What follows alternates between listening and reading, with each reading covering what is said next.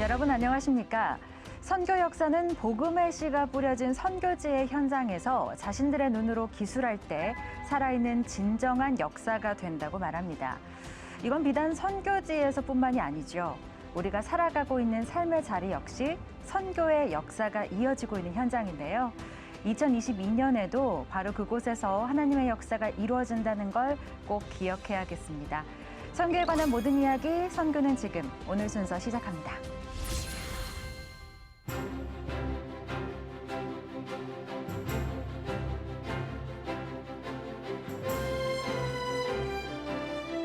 네, 먼저 이 시간 저와 함께하는 두 분 소개해드리겠습니다. 김혜영 커넥트의 김혜영 선교사님, 그리고 기독신문의 노충원 편집국장님 나오셨습니다. 어서 오십시오. 안녕하세요. 안녕하세요. 안녕하세요. 자, 저희가 2021년에 처음 뵈었는데요. 이제 네. 벌써 한 해가 지나고 2022년을 또 다시 두 분과 맞이하게 됐습니다. 네. 좀 어떤 마음으로 시작하셨는지 궁금한데요. 네, 일단 새해 복 많이 받으시길 아, 네. 감사합니다. 바라고. 새해 복 많이 받으세요. 네. 네. 올해는 정말 믿음으로 날마다 승리하는 한 해가 되기를 소망하고요. 네. 선교는 지금 프로그램 하면서 좀 느끼는 거지만 네. 올해에도 선교지에 저의 삶뿐만이 아니라 또 저희 직장이나 가정뿐만 아니라 눈에 보이지 않는 선교지에 대해서 관심 갖고 네. 기도하고 그리고 지원해야 되겠다 그런 생각해봤습니다. 네, 맞습니다. 저희가 이 프로그램을 통해서 선교에 대해서 끊임없이 관심을 가져주시고 기도를 해주십사 부탁을 드리지만 저희부터가 먼저 더 관심을 갖고 저희가 할 수 있는 일을 찾아야 하지 않을까라는 생각이 드는데요. 네. 우리 선교사님 좀 한 해 어떻게 시작하셨나요? 네, 저도 새해 인사를 드리겠습니다. 네. 이 선교는 지금 팀과 또 보시는 모든 시청자들이 올 한 해도 복의 근원이 되시길 바랍니다. 아유, 감사합니다. 네. 저는 이제 올해 아마 선교지로 나가지 않을까라고 네. 기도하면서 준비를 하고 있습니다. 네, 그렇죠. 특별히 이제 또 케냐로 다시 들어갈 생각을 하면서 새해를 맞이하고 있습니다. 네. 마음이 벌써 케냐에 가 있습니다. 그렇죠. 네. 또 사실 선교지에서는 쉽지 않으시지만 네. 또 이렇게 나와 계시면 선교지가 또 너무 그리우신 게 그렇죠. 선교사님들의 공통적인 마음인 것 그렇죠. 같아요. 네. 네. 물론 코로나 상황은 여전하지만 그래도 이렇게 어려운 상황에서 우리에게 늘 지혜를 주시는 하나님을 우리가 의지하며 나아가기 때문에 그래도 우리가 소망을 이야기할 수 있지 않나라는 생각이 드는데요. 네. 올 한 해도 선교는 지금과 함께 정말 지구촌 곳곳에 다양한 선교 소식들 전해드릴 수 있도록 노력하겠습니다. 자, 그럼 먼저 사진 한 장으로 전하는 선교 이야기부터 만나보죠. 노충원 국장님. 네, 저 사진은 우리가 지난해에도 좀 언급했던 것처럼 이제 해외 한인 선교사 처음이라고 1호라고도 할 수 있는 내리감리교회에서 파송하신 그 홍승아 선교사이고 네. 하와이에 갔던 그 이제 이민자들 목회하시기 위해서 가셨고 네. 그곳에 가서 이제 한인 교회를 설립하시는 데도 기여하시고 네. 그리고 또 하와이 신민회 회장도 역임하시고 이렇게 사역하셨습니다. 네.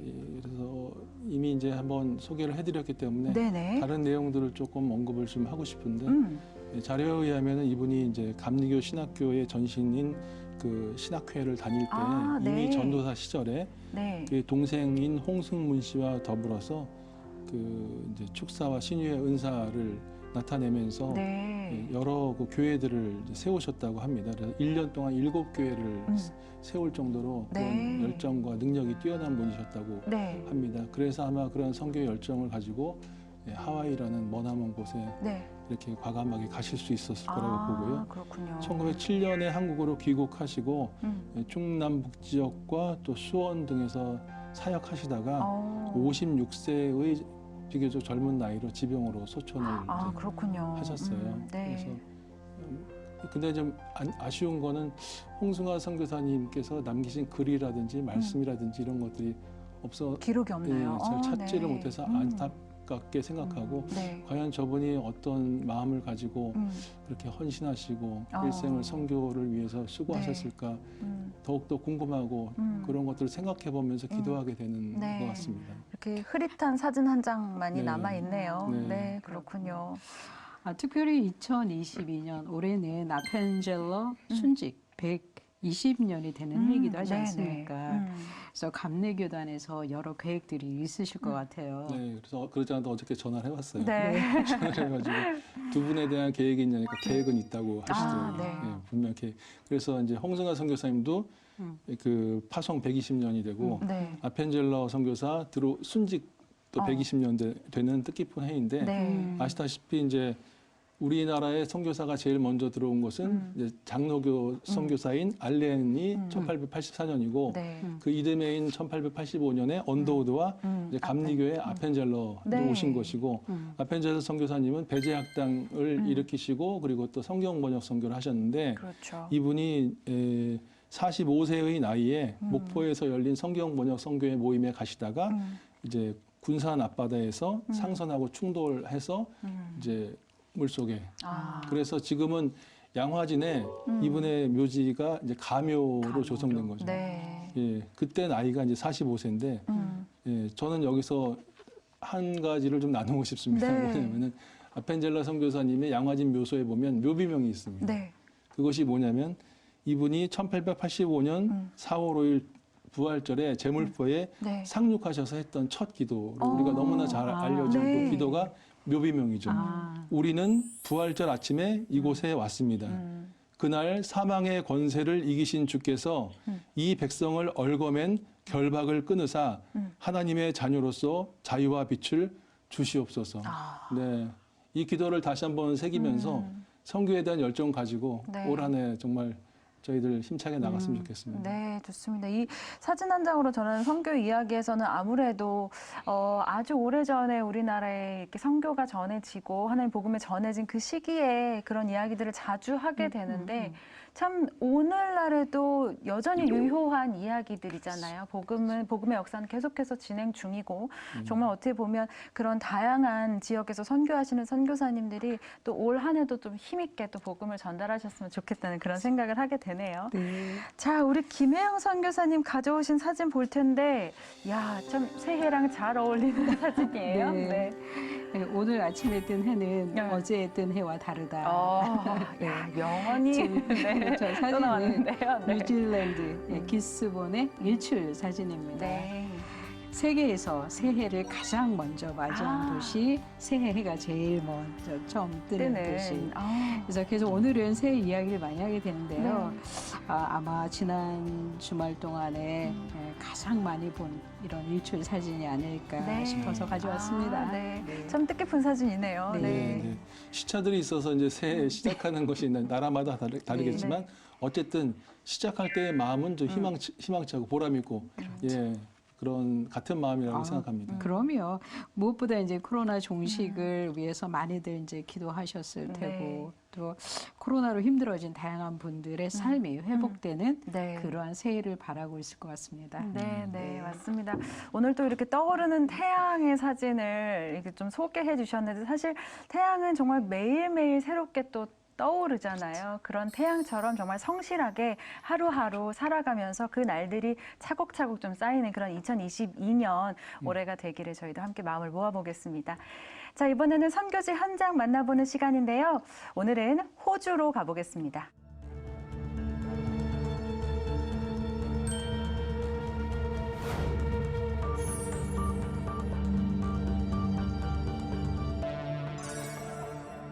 호주의 영어 명칭은 커먼웰스 오브 오스트레일리아이며 캥거루 코알라, 오페라 하우스, 하버 브릿지 등이 상징입니다.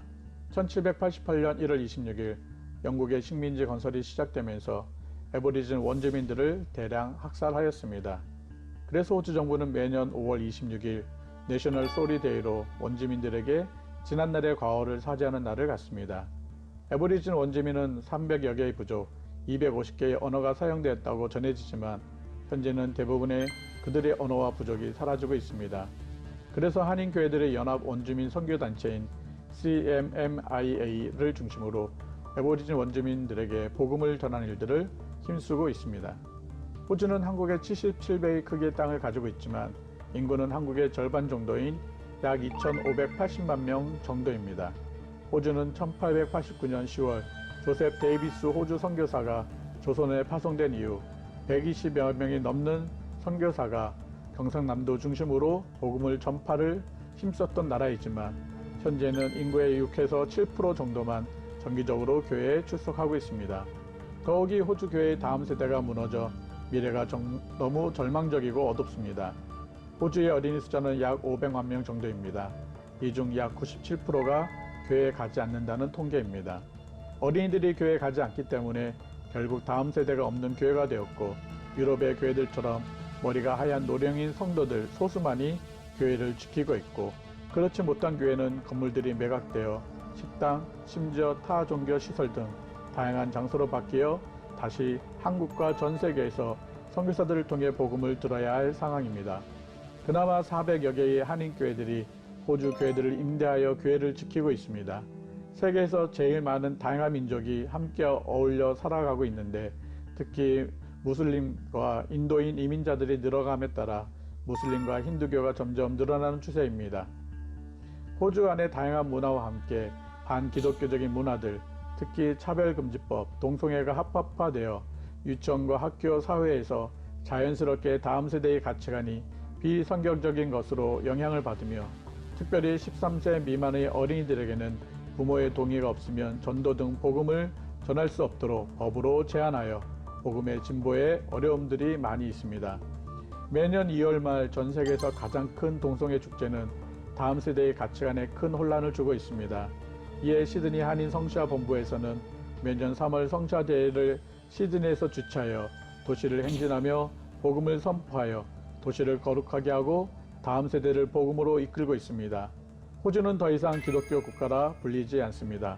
가정과 교회에서 다음 세대를 복음으로 이끌지 않으면 더 이상 호주는 기독교 국가의 영광을 되찾지 못할 것입니다. 저희는 매년 어린이 캠프에서 말씀과 기도를 중심으로 어린이들을 훈련하고 굿뉴스 클럽을 통해 어린이들을 전도 양육하며 어린이들이 중심이 된 원주민 어린이 선교, 그리고 교사 훈련들을 통해 지역 교회 학교를 든든히 세워가며 다음 세대들을 이끌고 있습니다. 네, 이 호주에서 이루어지고 있는 어린이 선교 여러모로 의미가 남다를 것 같은데요. 이정원 선교사님 연결해서 조금 더 자세한 이야기 들어보도록 하겠습니다. 선교사님 안녕하십니까? 호주에서 사역하고 있는 어린이전도협회 이정환 선교사입니다. 네, 반갑습니다, 선교사님.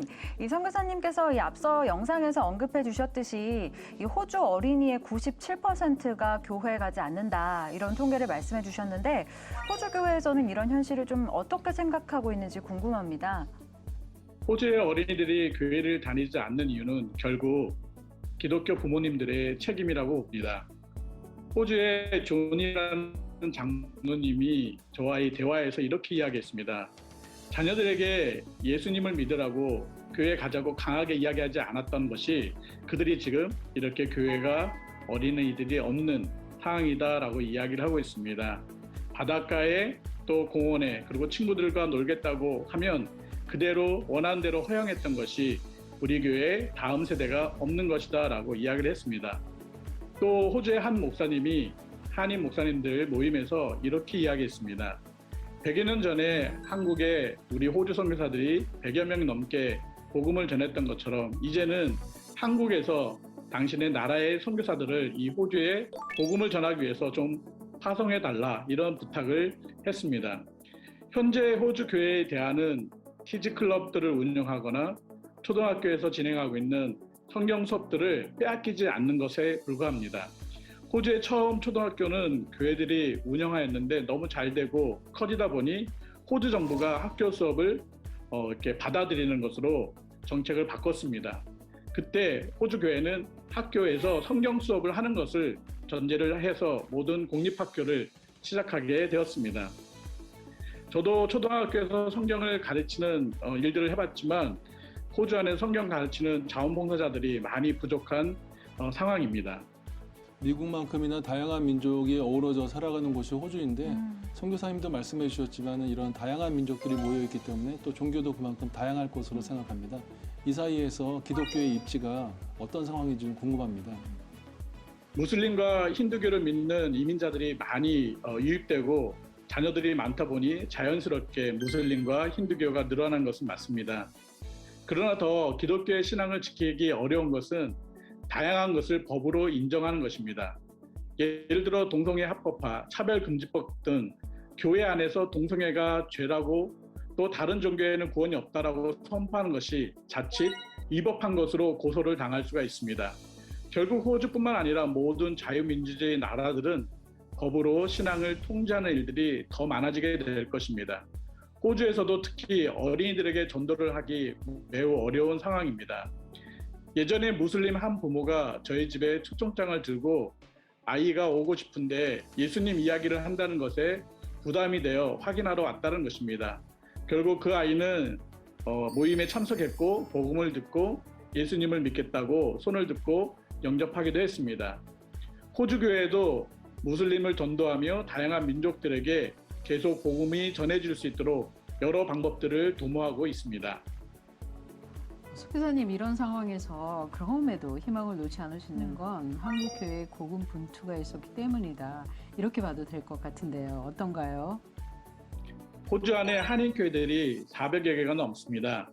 대부분의 교회가 호주 교회를 임대하여 그 교회들이 폐쇄되지 않도록 작은 경제적 도움을 주고 있습니다. 또한 한인교회들이 연합하여 원주민 선교회들을 만들어 호주 교회가 놓고 있는 원주민 선교를 감당하고 있고, 수많은 한인 교회들이 성시와 운동본부와 함께 호주의 복음화를 위해 힘쓰고 있습니다. 그리고 많은 한인 교회들이 홈리스 등 소외된 이들을 찾아가 빵과 함께 예수님의 사랑을 전하고 있습니다. 또한 한국의 새벽기도, 부모님들의 기도 모임 등 다양한 한국인들의 신앙 모습들을 호주 교회에 도전을 주고 있습니다. 네. 분명 어려운 상황이지만 이런 꾸준한 노력들이 분명히 열매를 보게 될 거라는 믿음이 또 있는데요. 이제 2022년인데 이 새해에 어린이 전도협회에서 계획하신 사역도 있으실 것 같습니다. 어떠신가요? 저희가 하는 사역의 핵심은 한인 교회들의 다음 세대가 더 잘 성장할 수 있도록 교사와 부모 그리고 어린이들을 훈련하는 일들입니다.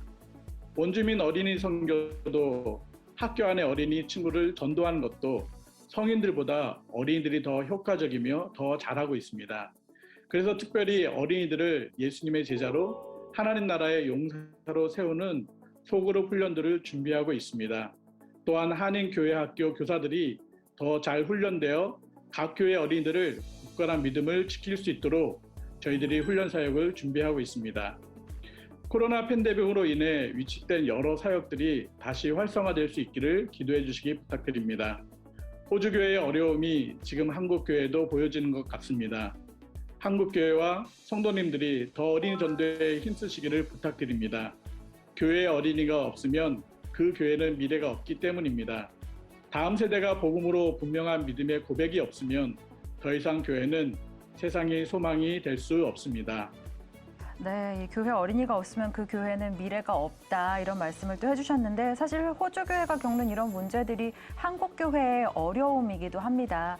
이 미래를 위한 중요하고 또 시급한 기도 제목들 저희가 함께 기도하면서 준비해 가야겠습니다. 선교사님 오늘 말씀 감사합니다. 감사합니다. 네, 호주의 이정환 선교사와 이야기 나눠봤습니다.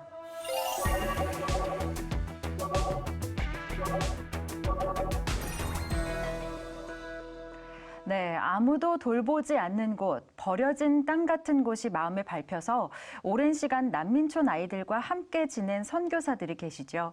그런 선교사들 중에 한 분이 남수단 신현가 선교사인데요. 잠시 고국 방문 중에 있는 신현가 선교사를 저희 제작진이 만나고 왔습니다.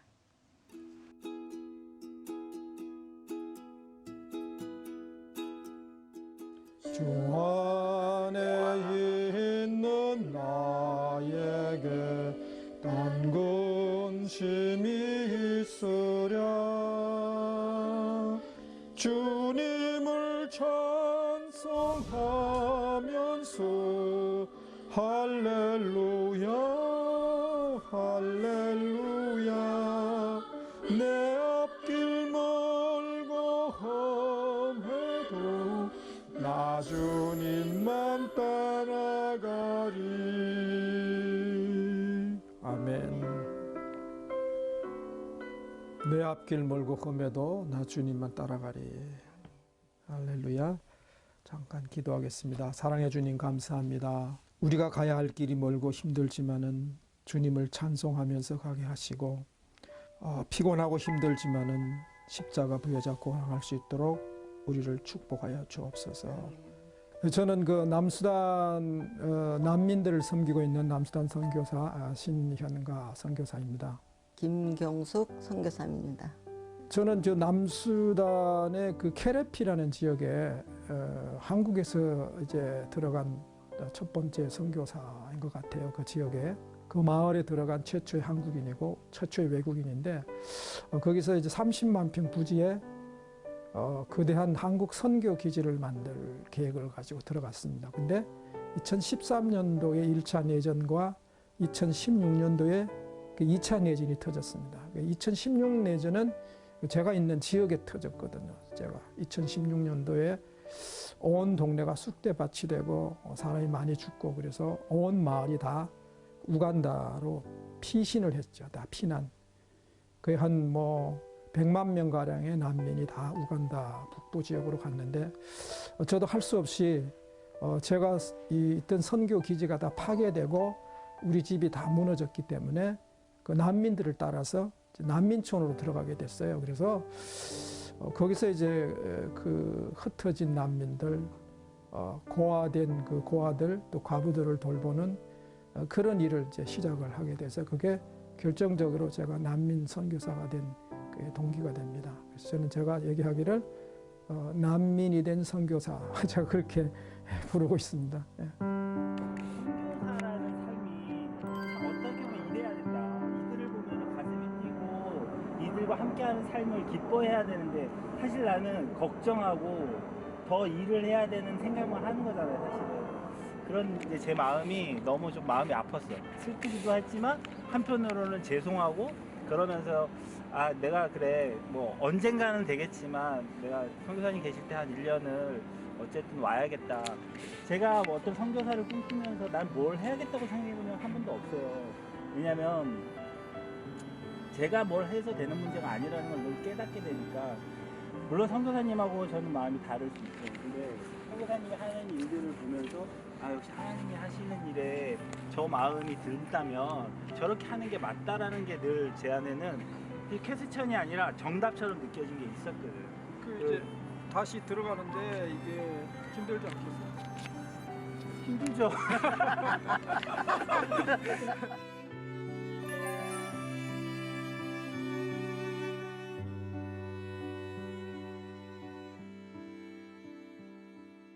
내가 나 배대 갔다 왔어요. 그러면 그거 놓고 갈 수 있겠어? 그냥 그거 놓고 가려고 하는 그 마음까지는 사실 아내 눈치 봐야 되고 애들 눈치 봐야 되고 현실이니까. 근데 제가 어제도 우리 아내한테 물어봤거든. 여보 나 이제 어때 이제 2주 남았는데 어때 마음이? 그랬더니 한편으로는 속이 시원하긴 한데 저거 어떡하지? 그러니까 현실적인 거를 이제 얘기하는 거야. 그럼 저거 어떡하지? 막 이렇게 얘기를 해요. 전 진짜 마음에 그때 우리 갔을 때 사모님이 저한테 감옥이야 이랬는데 그게 너무 느껴지는 거야. 아니 본인이야 막 다 돌아다니니까 얼마나 좋아. 감옥 사는 거지. 근데 사모님은 진짜 거기에서 그 애들 그 진짜 그 하는 게 쉽지 않죠. 그 마음도 알고. 그래서 제가 이제 저희 아내한테 그랬어요. 나 1년 동안 사모님 말벗하러 가는 거야. 노희수 장로님 보니까 진짜 한 달 동안 그 모습 보니까 나도 그 일을 해야겠다는 생각이 들더라. 선교사님 갈 때 날들 한번 같이 가서 보겠냐 이러더라고요. 그래서 한번 가볼 건데 내가 가서 싫다고 그러면 안 갈 것이냐 그랬더니 그건 아니래요. 그럼 어떻게 그럼 가나만 하니까 비행기 뭐 내가 반대를 해도 갈 거니까 그냥 쫓아가겠다. 그래서 간 거거든요. 가서 보니까는 정말 너무 먹을 것도 없고 아무것도 없는 거예요. 그럼 먼저 간 사람이 먼저 우리 선교사님 가셨거든요. 그래 가가지고 보니까는 아무것도 준비를 안 하고 갔어요. 갈 때 그냥 뭐 신발도 하나 달랑 신고 그러고 갔는데 밖에다 이렇게 벗어놓고 가니까 이 신발이 햇빛이 강하니까는 그 붙인 부분이 앞부분이 이렇게 벌어지더라고요. 이렇게 하나만 신고 갔는데 갈 때 아무것도 안 가지고 가고 신발도 뭐 2켤레 가지고 간 거야 뭐 3켤레 가지고 간 거 그런 것도 아니고 그 신고 간 자체 하나만 갔는데 신발이 딱 벌어지니까 어떻게 할 수가 없는 거예요. 그래서 제가 불루다 붙여가지고 그래가지고 쫓아다녔다는 거 아니겠어요.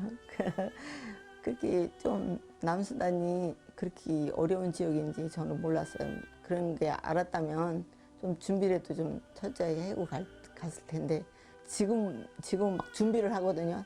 먹는 거로 준비를 해요.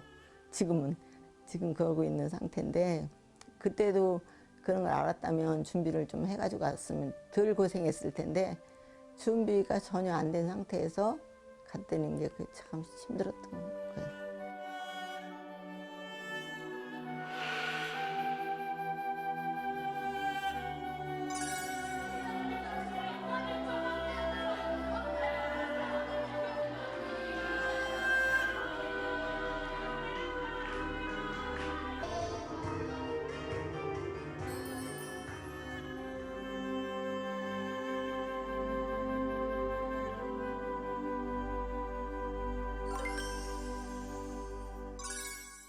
신현가 선교사님 함께 좀 영상으로 만나봤습니다. 선교지를 너무나도 사랑하시는 그 마음이 영상을 통해서지만 너무 가까이 와닿아서 네, 정말 그 마음을 같이 옆에서 느끼는 듯한 그런 생각이 들었는데요. 사실은 남수단이 정치적으로 워낙 혼란스러운 그런 나라이다 보니까 뭐 그냥 살아가는 것도 힘든데 그곳에서 선교를 한다는 건 더 어렵잖아요. 네. 그 선교사님 정말 그 한국에서 출발하실 때 봤던 기억이 나는데 정말 한결같이 꾸준하게 오랜 시간 동안 이렇게 사역하시고 예, 아까도 얘기했지만 이제 본인 재산을 팔아서 예, 다 마련해서 처음에 아마 혼자서 거의 가신 것 같거든요. 그러면서 가끔 이제 페이스북이나 선교 편지를 통해서 동역자를 구한다는 얘기를 전해주셨던 것이 기억이 납니다. 예. 또 오랜 시간 이렇게 일하시면서 견디면서 열매를 맺어 가신 것이 큰 도전이 되고 그리고 엊그저께 이제 카카오톡 메시지로 좀 주고받았는데 이번에 그 코이카에서 주최하는 한인 해외 봉사상도 수상하신다고 해서 너무 축하드리고 건강하게 오랫동안 사역 잘하시기를 바랍니다. 그러셨군요. 야, 정말 대단한 일을 계속 해주고 계신데 쉽지 않은 상황에서 또 그리고 또 은퇴하실 나이에 또 남수단으로 가셔서 선교를 하고 계시니까 정말 하나님께서 정말 선교사님 통해서 일하고 계신다라는 생각이 드는데 사실 선교사님 난민촌 정말 상황이 너무 어렵죠. 상상할 수도 없을 정도일 것 같은데요. 그렇죠. 뭐 영상을 통해서 이렇게 보니까 마음이 막막하기도 하고 저는 이제 개인적으로 남수단을 2번이나 다녀왔거든요. 더 생생하게 장면들이 다가왔어요. 어쨌든 선교사님이 언급해 주셨지만 아이들의 교육이 정말 어렵죠. 일단은 생존하는 것도 어려우니까. 그렇지만 그 아이들의 그 삶이 또 교육이 그 나라의 미래이지 않습니까? 그래서 제대로 교육받지 못한다는 것은 남수단의 미래가 불투명하다는 그렇죠. 얘기잖아요. 그래서 무엇보다도 현재 남수단에서는 어린이 교육 사역이 가장 시급하지 않은가, 가장 필요한 사역이라고 생각합니다. 네, 그렇습니다. 참 남수단 어떻게 보면 생존 자체가 조금 어려운 지역이기 때문에 더 여러 가지 어려움들이 있을 것 같은데요. 사실 예수님께서도 인간의 몸을 입고 직접 우리에게 오셔서 복음을 전하시고 우리에게 본이 되어 주셨잖아요. 그것처럼 어떻게 보면 선교사님께서도 이 어려운 상황 속에서 이들과 함께 있어주는 것이 그들에게는 메시지가 된다라고 이야기하신 것처럼 그 어려운 상황에서 같이 시간을 보내주고 함께 있는 것들이 이들에게는 얼마나 큰 희망이 되고 소망이 될까. 예수 그리스도의 복음이 전달될 수밖에 없겠다 하는 생각을 하게 되는 그런 시간이었던 것 같습니다. 정말 무엇보다 남수단의 좀 내전이 그치고 좀 안정이 찾아왔으면 좋겠고요. 선교사님의 사역을 통해서 그곳의 아이들이 희망을 갖고 미래를 꿈꿀 수 있기를 저희도 함께 기도하겠습니다.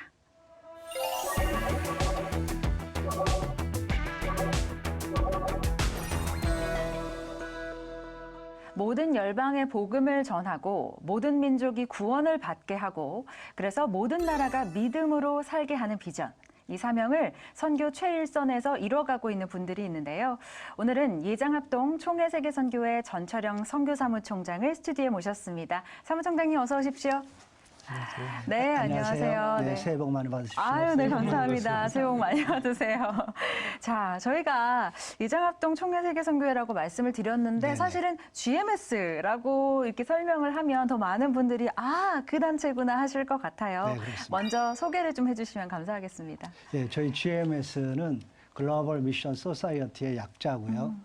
대한예수교 장로회 합동교단의 선교 전문 기구라고 볼 수가 있습니다. 네네. 그러니까 합동교단 내에서 이제 선교사역 전반에 있어서 네. 어떤 역할을 하고 계시는 건데 네, 조금 사실 더 축소해서 네. 말씀드리면 합동교단 소속의 모든 선교사가 아니고 네. 합동교단 총회 파송 선교사들. 총회 파송 네, 선교사들의 어떤 역할을 감당할 수 있도록 도와주시는 그렇습니다. 기관인데 네네.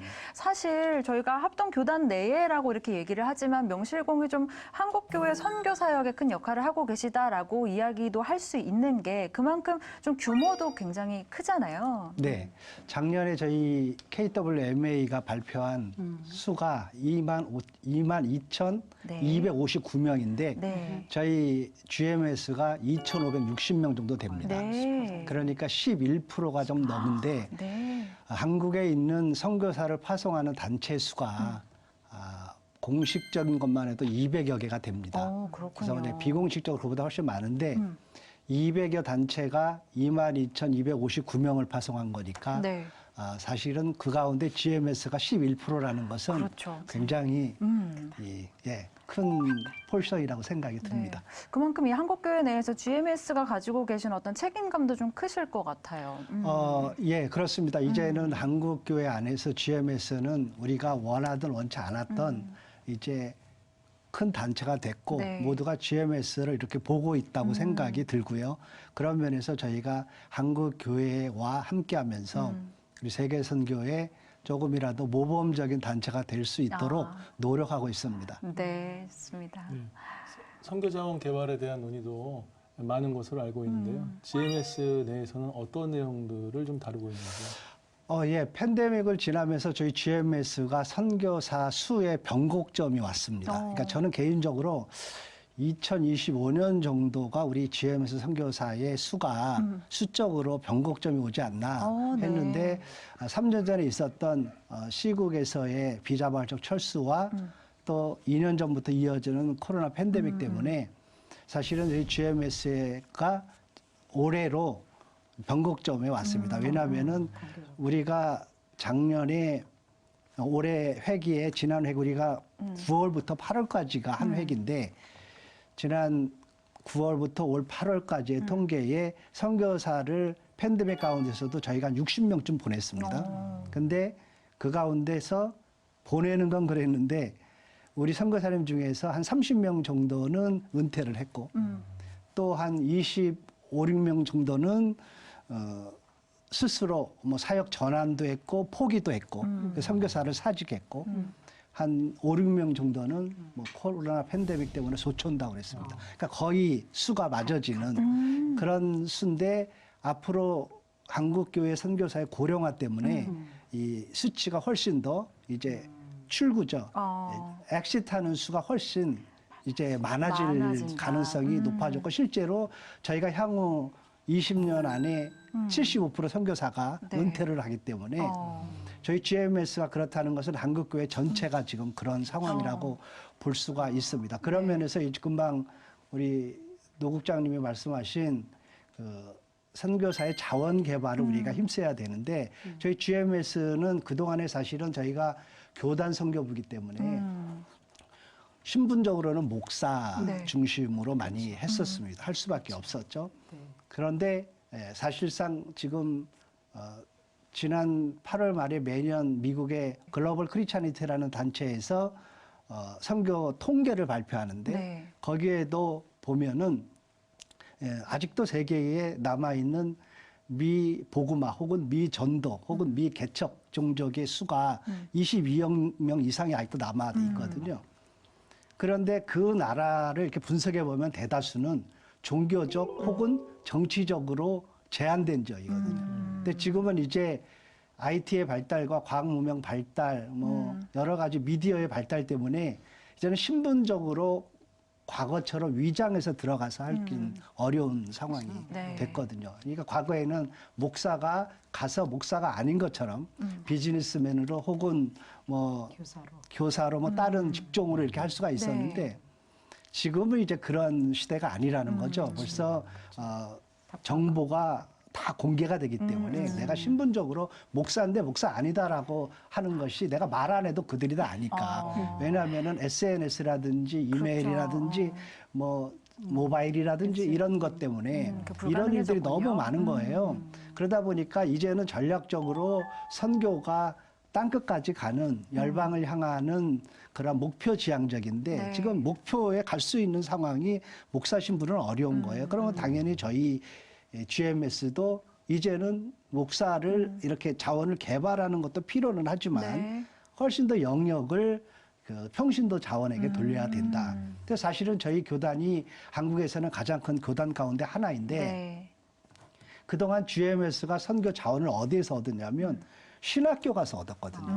명확하게 얘기하면. 네. 교회 가서 얻어야 되는데 신학교에서 얻다 보니까 왜냐하면 목사들을 발굴하는 것에 저희가 중점을 뒀기 때문에 근데 이제는 저희가 조금 더 교회에 관심을 갖고 교회와 함께 선교 자원을 개발하는 일 네. 이것이 저희에게는 아주 중요하다 이렇게 생각이 듭니다. 그래서 평신도 자원 개발 또 하나는 세계적인 선교 트렌드가 이 선교사가 장기 과거에는 선교사 하면 네. 그냥 죽을 때까지 있어라 뼈를 묶어 와라 네. 이랬는데 사실은 서구 선교는 수십 년 전부터 장기보단 단기가 많아졌거든요. 삶을 살아가면서 네. 어떤 사람은 1개월, 어떤 사람은 6개월, 어떤 사람은 1년, 네. 어떤 사람은 휴관해서, 어떤 사람은 리타이어해서 이렇게 다양하게 선교 자원들이 가서 들어갔다 나왔다 이런 것을 해서 모든 이 성도들이 선교에 대해서 매우 밀접하게 관련을 졌는데 네.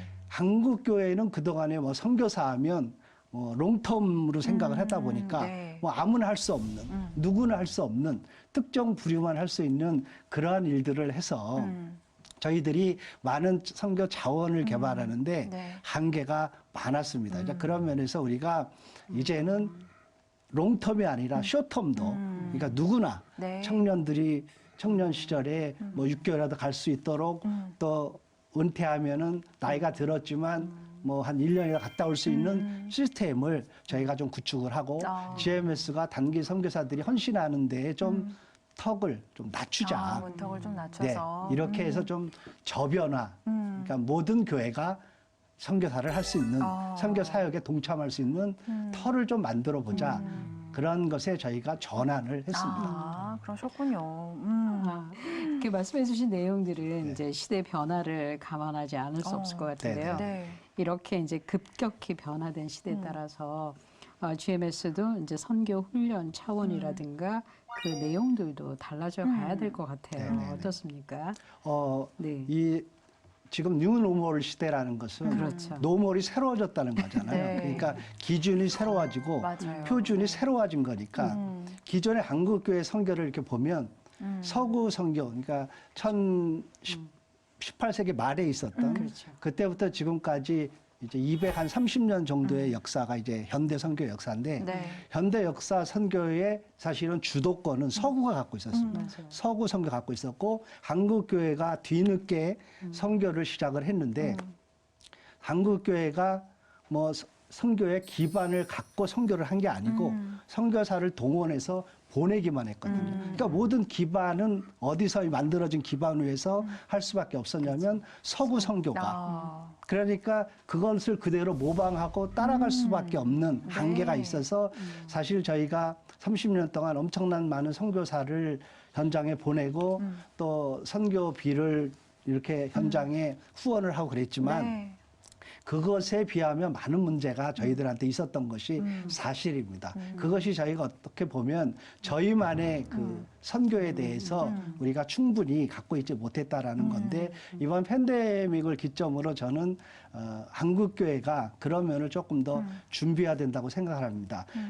21세기가 들어오면서부터 세계 선교가 서구에서 비서구로 혹은 네. 북방구에서 남방구로 뭐 이런 트랜짓이 됐거든요. 네. 근데 트랜짓이 된 것만큼 이제는 서구 교회가 선교에 대해서 뭐 우리와 같은 어떤 그런 열망을 갖거나 비전을 갖거나 그러기보다는 있는 것을 쭉 그들의 갖고 있는 저력을 가는 거고 우리들은 조금 더 이런 붐을 일으켜야 되는데 그런 면에서 저희들이 많이 준비해야 된다고 생각을 하고요. 가장 크게 훈련 부분에서도 역시 지금 시대는 뭐 우리가 잘 아시는 대로 비대면으로 해서 온라인으로 우리가 강조를 하니까 네. 선교 훈련도 온라인으로 많이 되는 그런 방향으로 가고 있고요.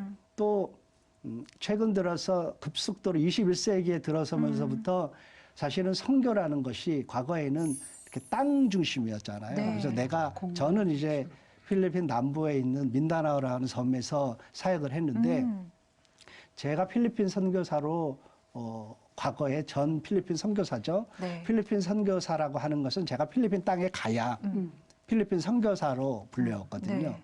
그러다 보니까 모든 한국교회가 갖고 있는 선교라는 인식이 이 땅 그렇죠. 지리적인 것에 있었단 말이에요. 네. 그러나 엄격히 예수 그리스도의 대위임령의 말씀은 지리적인 것이 아니라 삐뿌리잖아요. 네. 사람 대상이라 우리가 열방의 복음을 전한다라는 것은 지구촌 땅끝에 가는 개념보다는 지구촌에 퍼져 있는 모든 민족을 향해서 가는 것이 더 정확한 표현이고 그런다면 선교가 이제는 땅이 아니고 사람이라면 우리가 갖고 있는 전략이 매우 스펙트럼이 넓혀질 수 있겠다.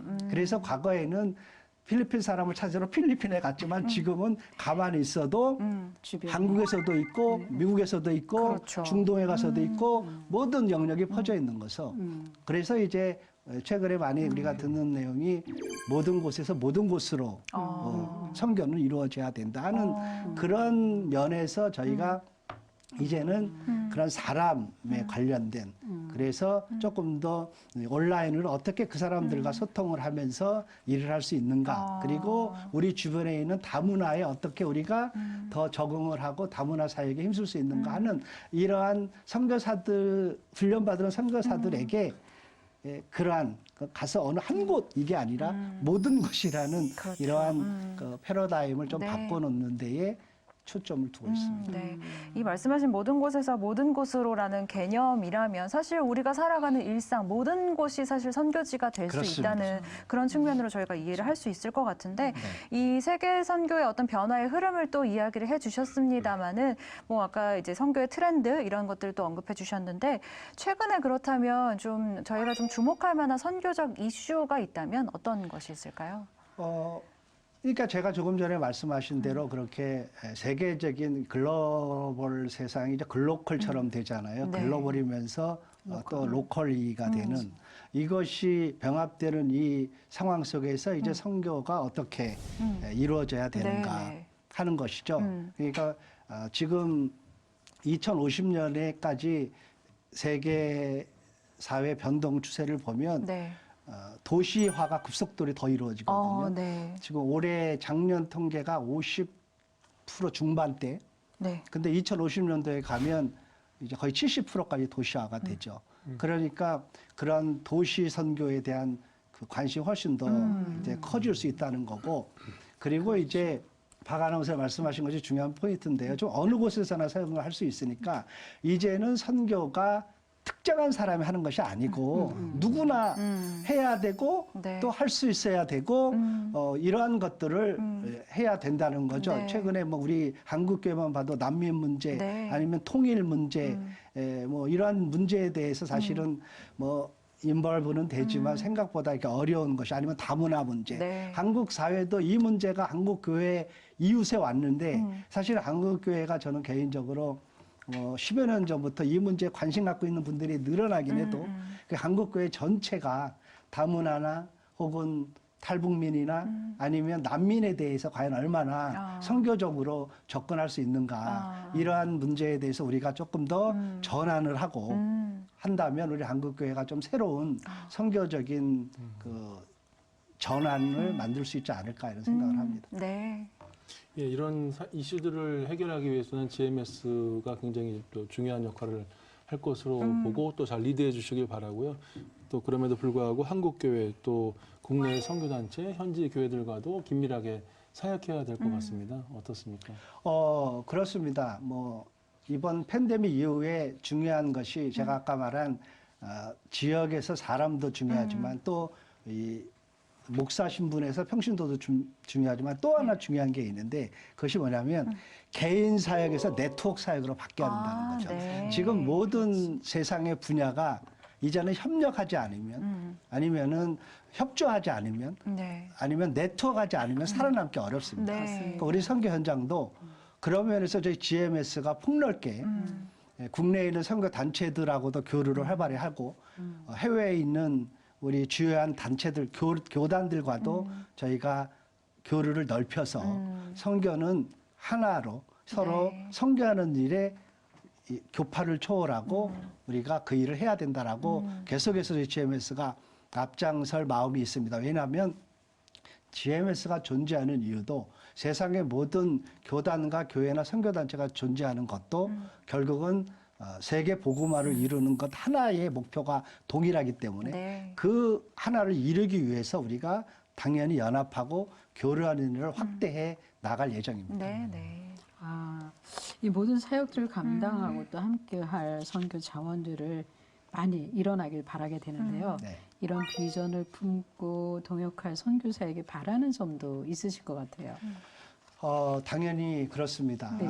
또 최근에 트렌드에서 우리 모든 분야에서 중요하게 여기는 것이 저는 한 2가지 정도 된다고 생각해요.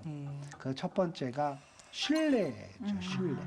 그렇죠. 예, 최근에 모든 분야가 특히 이렇게 좀 급속도로 변화하는 데서 이 비대면에서 이루어지는 온라인 세상에서 제일 중요한 게 선교사님 뭐냐면 신뢰입니다. 신뢰. 그렇죠.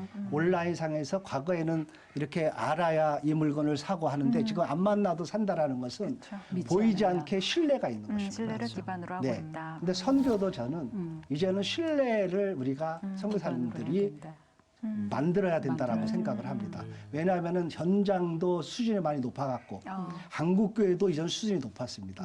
거기에다가 인터넷의 발달로 어디에서나 어느 곳을 다 볼 수가 있습니다. 저희가 그런 면에서 저희는 그런 것을 생각할 때 그러니까 신뢰받는 선교사가 됐으면 좋겠다. 이것이 첫 번째고 네. 또 하나는 아무래도 지금의 사회는 모든 것이 안전과 결부돼 있으니까. 저희가 선교를 하다가 저희 GMS만 봐도 이번 코비드로 한 6명이 소천을 하셨는데 그거에 이제 정말 제가 개인적으로 안타까운 죽음이 좀 있거든요. 물론 하나님 나라에서 볼 때 그 희생도 값어치 있고 하나님의 섭리와 뜻이 있다고 믿지만 저희들이 볼 때 굉장히 안타까운 면이 있는데 그것 관련돼서 안전이 있습니다. 저는 최근에 선교사님들한테 모든 사역하는 그 앞에 붙여라. 안전한 사역인가, 안전한 일인가, 안전한 관계인가, 뭐 이런 것처럼 네. 저는 개인적으로 선교사님들이 그 2가지를 기반으로 역시 선교는 하나님이 하시는 것이니까 이 코로나 상황 속에서도 절대 기죽지 말고 예, 하나님을 신뢰하고 하나님이 하시는 일을 우리가 순종해 나가라. 왜냐하면 선교가 아직 끝이 아니기 때문에 하나님은 계속 일하시기 때문에 그렇습니다. 네. 그래서 그런 소망을 주고 있습니다. 네, 좋습니다. 참 이제 새해 어떻게 보면 처음 이렇게 좀 나와 주셔가지고 저희에게 선교에 대한 아주 중요한 이야기들을 좀 함께 나눠 주셨는데요. 하나님이 또 앞으로 어떻게 인도하실지 기대를 또 하게 됩니다. 앞으로 좀 어떤 계획 갖고 계시고 또 어떤 기도 제목 있으신지 마지막으로 좀 짧게 나눠 주시면 좋겠습니다. 제가 이제 바라는 것은 올해 트렌드 코리아 2022의 타이틀이 뭐냐면 네. 타이거 월 캐시입니다. 거기 항상 이니셜을 10자를 쓰는데 네. 그 중에서 제가 인사이트를 얻은 게 사실은 있어요. 그게 무슨 말이냐면 지금 우리가 강해질 때이다. 그러니까 우리는 늘 그런 기도를 하잖아요. 했잖아요. 2년 동안. 코로나가 종식되기를. 주님 코로나로부터 벗어나기를. 그런데 그렇다면 코로나 계속 가면 어떡할 거예요. 그래서 우리를 위드 코로나라고 세상은 선포했잖아요. 네. 다른 말로 코로나 때문에 우리가 2년 어간의 선교 사역이나 물론 한국교회도 그랬지만 위축되고 네. 또 숨고 네. 또 스톱시키고 또 소극적이고 그랬단 말이죠. 네. 이 코로나만 피하기를 마치 그렇죠. 태풍이나 이런 거 피한 지나가기를. 것처럼 지나가기를. 근데 이게 길어지니까 네. 문제가 안 되는 지나가. 거죠. 그래서 지금 저희에게 요구하는 것이 있다면 저는 제가 우리 성도님들이나 아니면 한국교회나 네. 아니면 현장 가는 선교사님들한테 코로나를 이겨야 된다. 이제는 코로나에 우리가 위축될 게 아니라 더 적극적으로 아. 더 과거에 그거에 대해서 막 숨고 실패하고 졌다면 이제는 이기고 승리하고 강해지고 또 하나님의 더 역사를 믿고 하나님은 지난 2000년 동안에 팬데믹 같은 일들은 수없이 있었지만 하나님의 일과 하나님의 성경은 절대 스탑되지 않았거든요. 그렇죠. 기독교의 강점은 외부적인 환경에서 무너진 적이 한 번도 없습니다. 아. 다 내부적인 내부에서. 문제 때문에 네. 무너졌어요. 그런 면에서 저는 우리가 코로나로 조심하고 이렇게 가는 것은 맞지만 이제는 좀 일어나자. 선교사님도 일어나고 네. 한국교회도 좀 일어나서 2022년도 올해는 정말 우리 한국교회가 다시 한번 재부흥하고 필드가 살아나고 네. 그러한 일들이 저희 소망이고 네. 기도 제목입니다. 네. 그래서 성도 여러분들이 기도해 주실 때 우리 선교사님들을 위해서 기도해 주시고 선교사님들이 이제 더 이상 낙심되고 주눅 들고 힘들어하지 아니라 네. 조금 더 큰 열정과 더 큰 열망과 더 큰 소망과 더 큰 사명을 가지고 네. 이 남은 과업을 이루어 갔으면 좋겠다. 그렇게 되기를 다시 한번 이렇게 세워지기를 또 그날을 다시 우리가 만들어내기를 기도를 부탁드리겠습니다. 네, 알겠습니다. 참 이 패러다임의 변화에 따라서 새로운 선교 전략들 많이 또 고민하고 또 모색해 나아가고 계신데 이제는 우리가 승리를 좀 바라보면서 나아가야 할 때이다 이런 메시지를 주셨어요. 저희도 그 어떤 격려의 메시지를 힘입어서 함께 선교를 향해서 좀 함께 좀 마음을 모았으면 좋겠다는 생각이 들고요. 다만 우리 사무총장님 말씀하셨던 것처럼 신뢰와 안전을 기반으로 그 사역을 감당했으면 좋겠다. 네, 오늘 귀한 말씀 전해주셔서 너무 감사드리고요. 네, 새해 복 다시 한번 많이 받으시기를 바라겠습니다. 감사합니다. 네, 지금까지 총회세계선교회 전철영 사무총장과 이야기 나눠봤습니다. 오늘 말씀 감사합니다. 고맙습니다. 고맙습니다.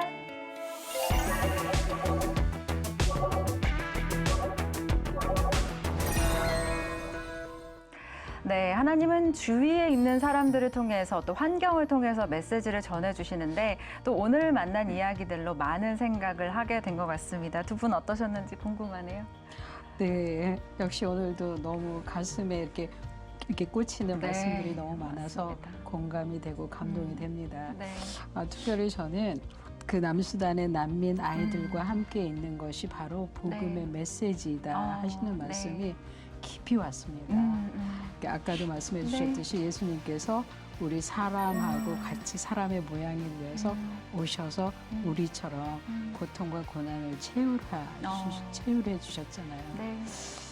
그러니까 예수님 우리와 함께 계신 그것 때문에 우리가 감동하고 감격하고 있잖아요. 그래서 올해 또 한 해에 커다란 또 메시지가 되면 좋겠다. 네. 네, 그런 생각이 들었습니다. 네, 좋습니다. 자, 우리 저도 국장님 신영관 어떠셨어요? 선교사님 말씀하신 것 중에서 네. 잘 귀 기울여 들었는데 네. 메모하면서. 네. 그러니까 하나님의 음성을 듣는 것이 가장 행복하다. 그 말씀 제가 오래 기억하고 싶습니다. 아, 네. 어쨌든 이제 뭐 새해가 됐습니다. 근데 뭐 작년에 실패하고 어려운 일이 있었지만 새해니까 뭐 까짓거 한번 네. 그렇게 도전해 볼 수 있는 거 아니겠습니까? 네, 맞습니다. 어려웠던 것들 훌훌 털고 네. 하나님 음성을 듣기에 힘쓰면서 네. 우리에게 주어진 소명의 길을 가다 보면 하나님께서 우리에게 좋은 씨앗을 네. 또 열매를 맺게 해주실 것을 믿으면서 힘차게 전진하는 한 해가 됐으면 좋겠습니다. 네, 맞습니다. 어떻게 보면 새해라는 것은 이제 어떻게 보면 어제와 오늘이 크게 다르지 않은 것 같지만 새해가 시작됨으로 인해서 우리는 또다시 희망을 이야기할 수 있고 새롭게 도전할 수 있잖아요. 상황은 여전히 어렵지만 우리에게 여전히 승리가 있는 것처럼 예수 그리스도의 보혈의 피가 있는 것처럼 우리가 그 승리를 향해서 좀 나아가는 그런 시간이 됐으면 좋겠고요.